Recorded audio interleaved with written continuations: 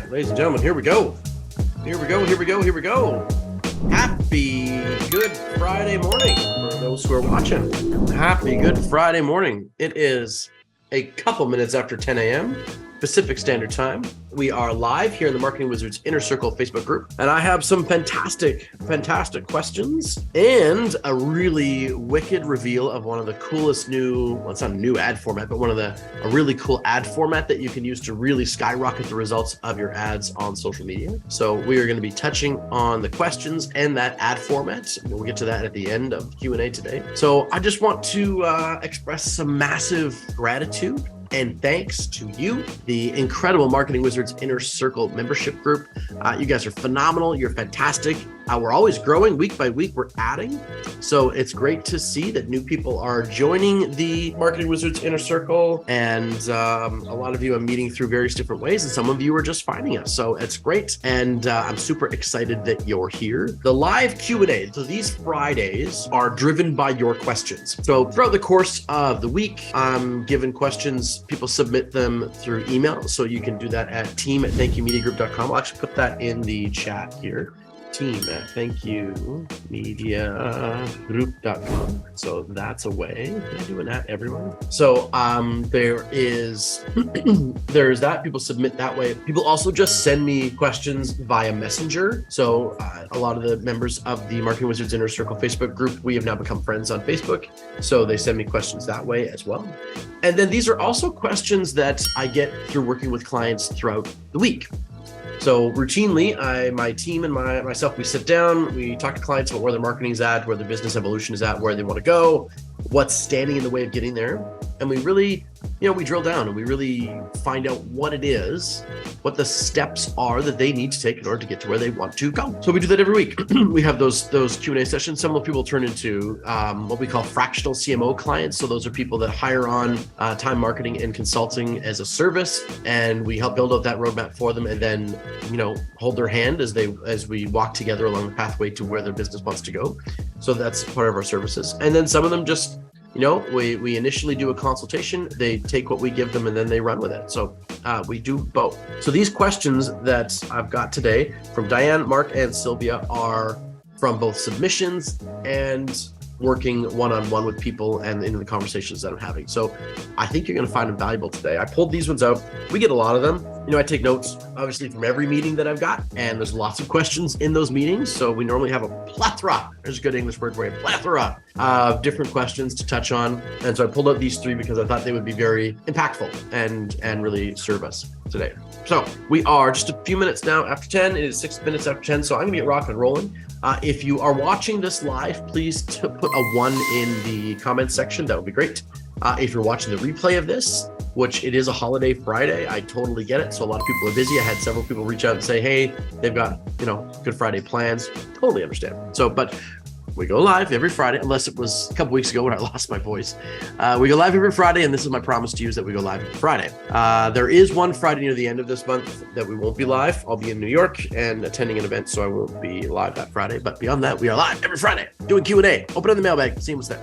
So first question from Diane. She says, are there some no-cost or low-cost ways of marketing my coaching business? All right. So Diane, welcome to the Marketing Wizards Inner Circle. I know you've been here for a little bit, but thank you for your question. So some easy and simple, inexpensive ways to market your business. First, joint ventures. Joint ventures are a great way of marketing your business. So find another person, company, individual, or coaching company, whatever it is, that serves the same client, but in a different way. So for example, in the pet industry, because as a lot of people, my brick and mortar business is in the pet industry. I have a marketing consulting company now that we've born out of the success we've had in the small business space. My first successful business was in the pet industry, as you can see by the dogs and cats stuff on the side. And so one of our very successful joint ventures is with a local trainer, right? So she serves dogs in the local area. She gets puppies. She has advanced classes, those types of things. She's included like a scent class, I think, which is fun stuff. Anyway, point is that when she signs up a brand new puppy, she gives them perks from our store. So we have a puppy package that they get that has a bunch of cool features to it. And we give her the puppy package. And then vice versa. when somebody comes in and they're looking for training, we often hand them her information with a coupon, sort of a voucher for doing business with her. When there are specific treats or training tools that she wants her clients to have, she makes sure that our store is stocked with those things. She calls us, lets us know, have a new puppy class, make sure you got this many harnesses, leashes of this type, because I like them, et cetera, et cetera. We make sure we have them. We scratch each other's back. So Diane, one of the first places that I always think about when I want to grow my business at very low cost is, who else can I join forces with and help each other grow? So Diane, I know you're in the financial coaching space. So maybe there's someone in the personal development space that you can work alongside. Maybe there's someone in the business coaching space that you can work alongside. I don't know Diane's ideal client well enough to give her exact recommendations. But the fact is that if you're doing this business coaching or this finance coaching, Diane, then maybe there's a joint venture partner there for you to start working with. So that's option number one that I can think of. Option number two is there's the 3 R's. Okay. So these are the 3 R's of some simple marketing tactics. So first R is what I call resuscitate, right? A lot of us have databases. Pardon me. We've got lists, social media lists. We've got maybe a Facebook group like this one. You've got different assets, of information or of people, let's just say, that you've put together, but you've ignored them for a while. You haven't really talked to them in a while, right? They haven't been a part of your world for a little while.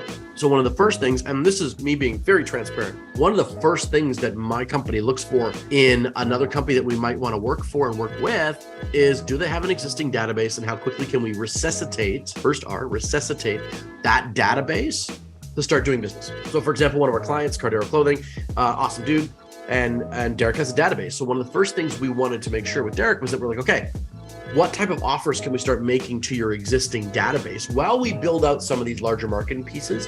What can we do for your existing database to resuscitate them and get them back plugged in and make some sales? And we helped him carve out some campaign ideas and executed those campaigns through our BAMO software that he's using.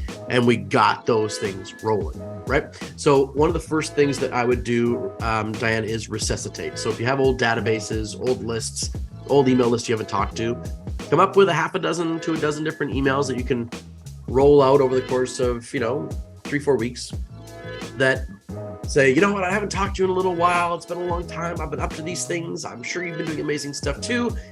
I want to be more present in your life. I feel like I let you down a little bit. So here I am, and this is some awesome value.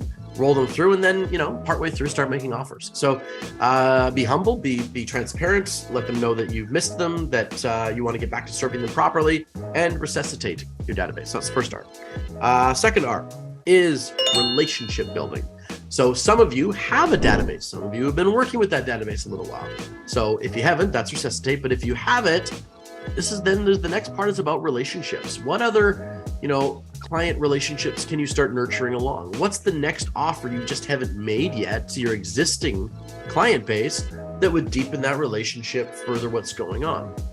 For us here at Time Marketing Consulting, one of the things that we do is we initially offer, stuff like our free Facebook group and some free resources to get started. And from there, we build relationship. We nurture the client, and then we might make them an offer to sit down and check out what they're doing with the business, where it's going, what they want to accomplish, how we can help them do that. That's an initial maybe process. And then from there, we dive into perhaps a monthly retainer fractional CMO or some sort of profit sharing mechanism. Like, we have a ladder or a staircase of products that nurture the client through a journey with us. And so that requires relationship building. So the second R of developing in, kind of inexpensive marketing is just build your relationships. Keep mining, keep nurturing what it is that you've already built and see what else is there. All right. And then the third thing I wanted to recommend to you, Diane, is referrals. And this is riffing on the joint venture thing a little bit that I started with. So referrals are a phenomenal way of having your existing client base help you grow. Having your existing network help you grow. It's very powerful to have somebody refer your business and your service and your products because there's a trust transference there.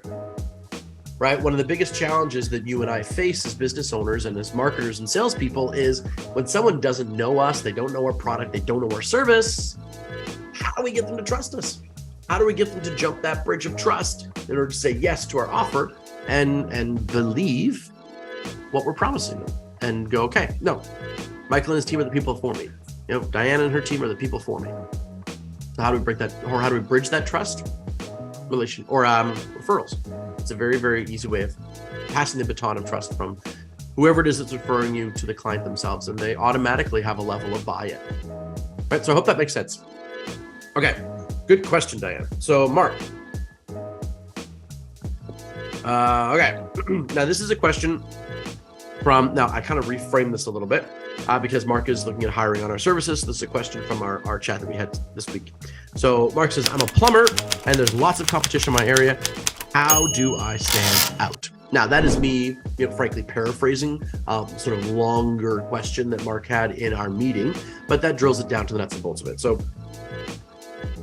what we talked about in that meeting was that the first thing you should always be doing as a business, and this is big in things like the Think and Grow Rich community, right? One of the real laws of Think and Grow Rich, okay, is that you go the extra mile. So if you want your company to stand out, go the extra mile. Do what's beyond what's asked. Get into the practice, Mark, and this is what we talked about in our meeting, get into the practice of delivering more than what people paid for. And it doesn't have to be at a great cost to you at all. It doesn't have to be at that. But what I'm saying is that if we practice the art of going beyond and above, of delivering abundance on what it is that we've offered people, that is going to be reciprocated back, my friend. The law of the universe states that the more you give, the more you receive. So if we start practicing that, so Mark, if you put that into your company, we talked about a few things like, gratitude cards. It's going the extra mile. Some people might think it's hokey, but it's been really effective for my pet business. Our staff are asked to put together gratitude cards every week for a few of the customers that have come in. Write out a gratitude card, a thank you card, and I mail them off every week. It's an extra mile thing. Sure, it costs me a stamp, an envelope, and the printing of the card. But the fact of the matter is that abundant reciprocity is powerful. So that's one easy way. One extra thing is when you're seeing something inside. So, I know Mark has a plumbing company. So we talked about this too, Mark, is that if you see you're working a job and you see something that could be a problem or that is a problem, and you ignore it because it's not within the scope of the framework of what exactly you're doing, you're not going the extra mile. Now, part of that might just be letting the client know, hey, look, there's also this other thing. We should probably just fix that while we're down here, right? These are things that you're looking out for their best interest. You're going the extra mile for them. And that makes a big difference. It makes a huge difference. One, it could help your bottom line because maybe there's another job, or the job can evolve from there. But also it's just like, okay, this person, this customer service person, or this plumber is really looking out for my family. They found something else that could be a problem, or they've warned me of something down the road. That's going the extra mile. And so those are just a couple of different ideas. So look for, low cost but high value ways. We talked about this a few weeks ago as far as creating more profit inside your company. Look for low cost, high value ways of going the extra mile for your client. And sometimes that could be just as simple as, a phone call 10 days after they've had a service, just to check in with them and see how they're doing and see how things were. Right? Sometimes it's just those little things. We send flowers when we find out about a client passing, like one of their dogs passing, for example, in our industry here. It happens, right? Of course. We send flowers. Now, we don't find out about all of them because some people just don't tell us. But my flower bill on a monthly basis at the local flower store, who happens to be a client, okay, reciprocity, right, is hundreds and hundreds of dollars because, unfortunately, dogs and kitties pass. They don't live as long as we do. So that's another unique way of going the extra mile. Okay. Unique I also wrote down here to answer your question, Mark, and we hadn't talked about this as much in our meeting, but unique offers. Unique offers. So if you're in the plumbing space, right, what else can you offer that's unique that nobody else can offer? You know, that could be something as cool as like, hey, we're plumbers. I have a friend of mine who owns an electrician company. Here's a voucher for them, or here's a VIP status with their company. You always get a better price. And now it's a unique way of offering, plus it's a joint venture, right? So like that trainer that's in our local area, buying from her, if you're getting puppy training and you go and you buy from her, you get this coupon booklet from Just About Pets. That's a unique offer. And it's also joint venture. So you can develop all sorts of unique offers for your business. So really get outside the box. One of the things that I've always been encouraged to do is to think crazy, wild, wacky. What exactly could we offer? And then sort of tone it back from there. So you get a really broad spectrum of ideas when you brainstorm. And just think about it. What else could you offer? You know, I know that for BAMO, our software product, we're putting together a tremendous offer that, crossed our fingers, goes live next week. There's still some bells and whistles to finalize and I's to dot and T's to cross, but we want to have the offer go live next week. And it's going to be a completely unique offer because we're bundling in all sorts of extra cool stuff for buying the software. You know, courses and info products and mastermind sessions with our team, that type of thing. So if you're in the information business or you're a coach, what else can you make unique? You know, that would be, and quite often, if you're really stuck on this, I was always taught what happens, you know, after they say yes to this thing. In fact, that leads me to the next way of making it unique or standing out is have value in what happens after the yes. You know, one of the things that Mark and I talked about was that customer service call, 7 days, 10 days later, that type of thing. That's an after the yes moment. So when we're looking at guiding and nurturing a client, they have to say yes so many times. And we have to consider as business operators, okay, so what happens after the yes? Right? So for example, when you're wanting to,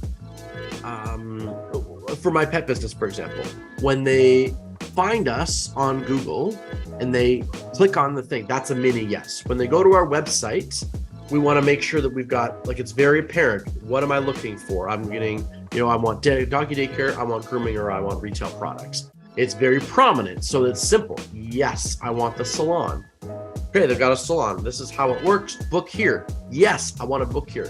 What happens after that? Well, this thing pops up with our phone number. They can call us on the phone, right? They've made another yes decision. What happens on the phone? We take specific information. We ask a whole bunch of questions. We make a great relationship with the client. We book there. What happens after that? Yes, they get a reminder email and text message right away. Then they get one the day before with an ability to confirm after the yes, after the yes. Once they come in. The first time they come in, we start talking to them. We gather information from them, right? A series of yeses. And then the groomer comes out. That's another after the yes moment. The groomer comes out, gathers information. They say, yes, I like this person. I'm moving to the next stage. Perfect. Why don't you stick around? See how things are done inside. They can, after the yes, they can see through the windows. Series of processes. Then they come in. They see the dog. After the yes again. Now they pay for the dog. After the yes again.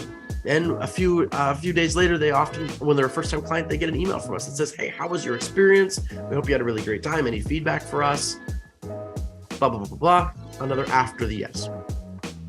So I've always thought of, I shouldn't say that. I haven't always thought this, but as my businesses did very much better and they accelerated, I started to think this way. What happens after the yes? And this was a concept that I was taught by Dean Graziosi, that it's like, okay, after the yes, after the yes, after the yes. And if you play that out, that client journey really effectively, it'll make you unique.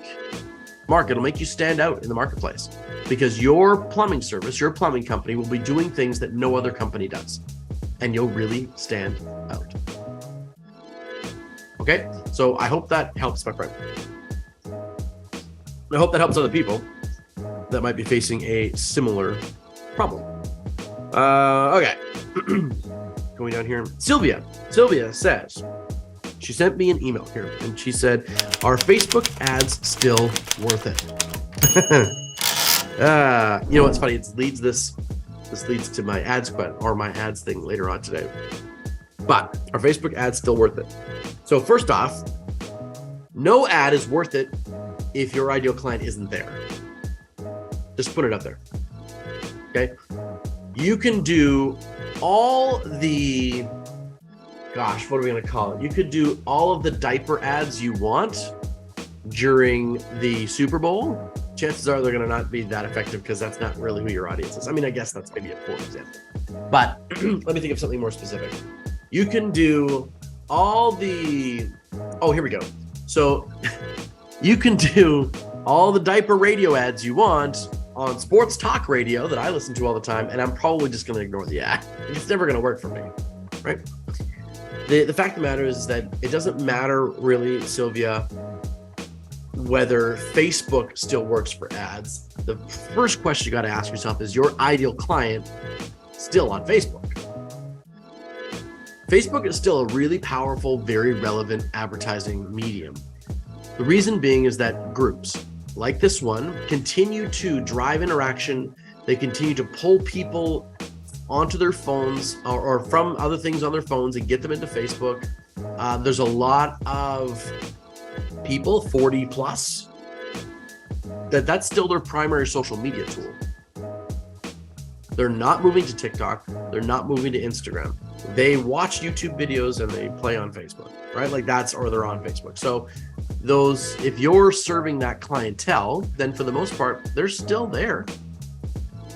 They're still there. I mean, I would recommend where you might put your ads, like doing more, short form video style ads, that type of thing, because that's just a way people like to consume content these days. But it's very, very much based on where your ideal client is hanging out, much less based on whether they work or not, because they still work. There's a lot of companies that still do very, very well on Facebook ads, but you've got to be doing for the right reasons and marketing to the right people. But any ad, to sort of broaden the scope here for a moment, so any ad has to come with a great offer. See, we think that the ad is the key, right? And I was having this conversation with a client who we're building out ads for just the other day. And we're talking about the ads and we're having a bit of a clash, locking the horns a little bit, because he was like, when can we launch these ads? When can we launch these ads? And I simply said, look, the ads don't matter. The ads are the tip of the iceberg. They're what everybody sees above the surface of the ocean. But if what's happening beneath the surface isn't formalized and established, if those pieces aren't there, then the ad is irrelevant. It's not going to produce the results, which is what this guy wants, was sales. If all you want is your brand to be seen, then sure, fire up an ad, put a bunch of money behind it, people will see your video. Automatic. It's going to happen. Facebook will show it to more people. Done. YouTube will show it to more people. Google will show it to more people. Instagram will show it to more people. TikTok will show it to more people. If all you're looking for is pure vanity numbers of lots of people viewing something, by all means, make the ad, make the video, boost it, bump it, whatever it is, you will have a bunch of people see it because you've paid for these media companies to show it. Buy the Super Bowl ad, millions of people will see it. The real crux of the matter is, if you want results that aren't just vanity, if you want sales, which I'm guessing that's what you're looking for, right? I mean, I know a little bit about Sylvia. You probably want sales here, Sylvia. That's what I'm guessing. Then you have to have the infrastructure that happens after the ad, after the yes. So what happens? They see your ad, and then what happens? Do they click on the Learn More button and it takes them to a landing page? If I may, I pulled out this page to show people, right? Like, I've run ads to this before. Okay. So this is a landing page right here that we put together inside BAMO. Okay. Right. So ad goes to landing page. So are they going to a landing page like this, Sylvia? Are they going to something, right, that makes people an offer? that says, hey, why don't you buy this thing? Why don't you book this call? Why don't you schedule this meeting? Why don't you grab this free resource? Right? And then after they buy it, after they do this, okay, what happens then? How do they get the product they purchased? How do they get the thing they're looking for? How does that happen? And I mean, this is a 77-cent product. I'm clearly not making any money on ads, right? By running that. It's probably going to take me $4 or $5 to get someone to buy it. That's how much money it's going to take. So I'm losing money, losing $4.23 a sale. So what do I have that comes next? You know, like my client was saying, I just want the ads to get rolling. I'm like, yes, but you don't have the email autoresponders all set up. These sections of your website aren't finished.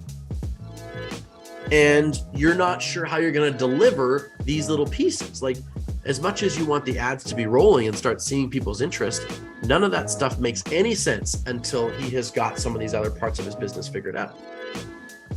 And his frustration boiled over a little bit, which is what can happen. But the fact of the matter is that there was no purpose, there was no reason to do the ads at that time because there was absolutely no infrastructure to support the attention that the ads were going to get.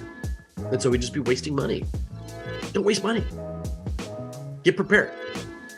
So, you know, the long-winded answer to your question, Sylvia, is that yes, Facebook ads can absolutely work, but they need a great offer, right? So 77 cents for a productivity shortcuts ebook, right? Good offer. Is it great? Well, we could probably debate that, but it's an offer. If I made it free, maybe that would make it greater. Okay. You need a great offer and you need the follow-up. You need what happens next. You need what happens next. And that makes any ad more effective because the bottom of the iceberg is there. It's present. Now, it could be a small one to begin with and you're going to make it bigger. That's fine. But the fact is that if you want the top of the iceberg, the ads to work and produce results, which for most of us is sales, then you're going to have to make sure the infrastructure is underneath it to support that ad. And then whether it's Facebook or Instagram or TikTok or Google, YouTube, whatever it is, go where your clients are at. Go where they're hanging out. If you don't know where they're hanging out, give us a call. We'll help you figure that out. Okay. And last but not least, thank you for the questions, everybody. But I wanted to talk really quickly here as we wrap things up today about an ad format that I'm going to be working in, that I've been studying and learning a lot about. But the statistics on this particular ad format are tremendous, and I think you'll be excited about them. So, what ad format is this? So we call this the interview ad. We call this the interview ad. And essentially what this is what Oprah did for ages, is what Dr. Phil did, what a lot of these people do, right? This is why actors go out when their movie's about to launch and they spend 3 weeks before the movie doing interviews all over the place. Radio, television, everywhere. YouTube, TikTok, you can imagine.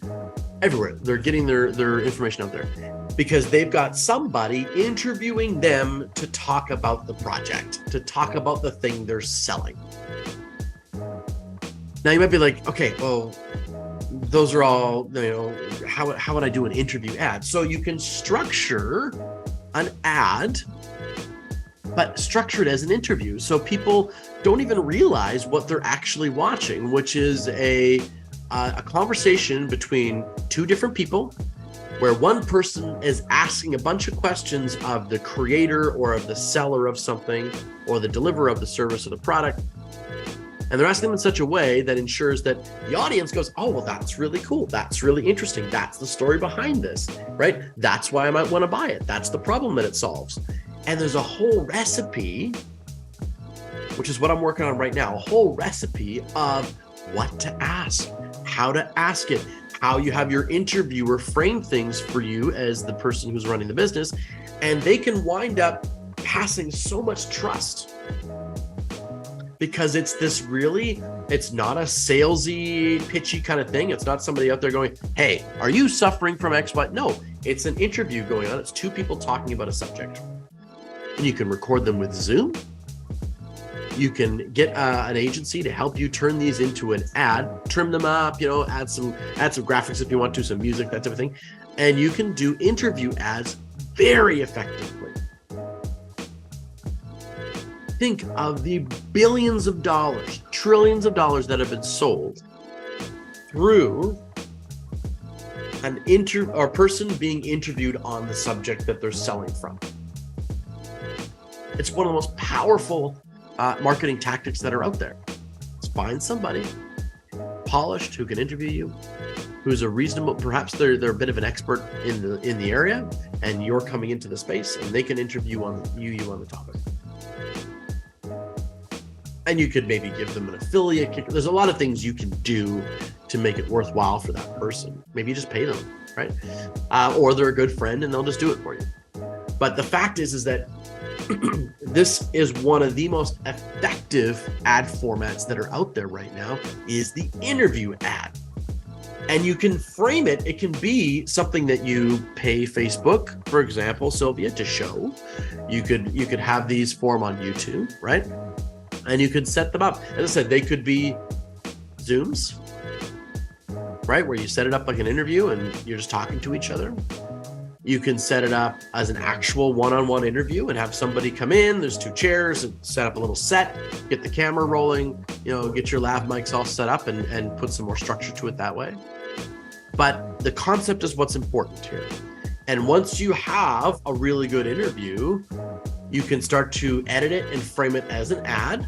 And then you can start putting money behind that as an ad. And it's so powerful because then the person at the end is like, okay, so if I want this set of shoes, like they sound amazing, I love your work, the leather's gorgeous, so where can they find them? Where will they find these? Like, it's really powerful, right? And you have the chance to sort of share a little bit of your story, share why your particular shoes are amazing, and it's just a very, very authentic but powerful way of marketing your business and what you have to offer, but doing it via this interview process. So the audience doesn't even realize. They don't even realize that they're being marketed to. They're in the process of being sold something because the interviewer is driving deeper. And then the interviewer can ask really important questions that perhaps the person's, who's marketing the product might even forget to state or talk about. But the interviewer is also the voice of the prospect. That's what I love about this, is the prospect is going, well, I wonder why they made that decision. And as they're saying that, the interviewer goes, so walk me backwards. What in your life caused you to make that choice? And the audience goes, oh yeah, that's exactly what I want to know. So the interview ad is an incredibly powerful, very effective way of marketing your company. And they don't have to just be ads. Like, you can just get yourself interviewed on lots of different places and start getting out there. One of my tactics for the next 6 months or so is to just get interviewed. So I'm lining up all sorts of podcast interviews, bringing people onto my show, my YouTube show, Marketing Wizards Inner Circle there, but also getting a chance to do podcast and YouTube show swaps and stuff like that. So I'm putting myself in a position where I can be interviewed as an expert, share my expertise, and then gently nudge people to make a decision, take a course of action. So that is the really cool format I want to talk about. I'm working on, I called it a recipe. Perhaps it's a little bit more like a script, but it's a series of elements that the interviewer should make sure they're prepared to walk you through, so that there's a structure to how this works itself out. And once that's ready, you guys, I'll make sure it's in the Facebook group here so you can get it. Or if you want it, just type yes into the comment section here, and I'll make sure all the people that type yes in here get that script once it's done. But it'll take me a little bit just to finalize it. But it's a really cool method. I've seen it done very effectively, and I wanted to study how it works, and I'm going to make sure that I bring you a really cool tool to help that make happen. So that is today's live Q&A session. I want to thank you so much for joining me here and in the Marketing Wizards Inner Circle. I want to wish you all a phenomenal long weekend. whether it's Passover or Easter, or some of my friends are in Ramadan right now. So whatever it is, much love to you guys. And thank you so much for watching. I have been Michael Bridgman. You have been awesome. This is another episode of the Marketing Wizards Inner Circle Live Q&A. So from this point forward, my friends, go out there, enchant your audience, make magic happen, and I will see you next time. Ciao for now.